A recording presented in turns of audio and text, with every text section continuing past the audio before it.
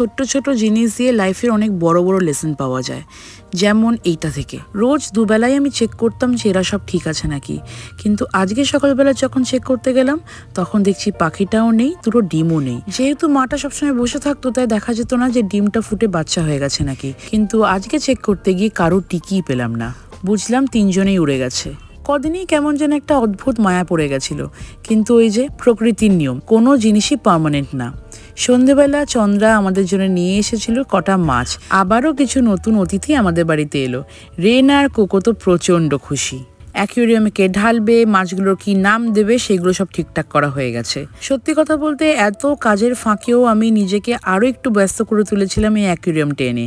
কিন্তু বাড়িতে কেউ না থাকলে মানে যে কোনো ধরনের প্রাণী, যেহেতু নিনজা টবিকে বিয়ের পর থেকেই আমি সবসময় পাশে পেয়েছি, আর বিয়ের আগেও আমার কাছে একটা কুকুর ছিল, তাই এখনও আমি কুকুর না পুষতে পারলেও কিন্তু কাউকে না কাউকে আমার বাড়িতে সবসময় রাখবো, এটাই ঠিক করেছি। আর এটাও শুনেছি যে বাড়িতে কিছু প্রাণী থাকলে কিন্তু বাচ্চাদের জন্য খুব ভালো।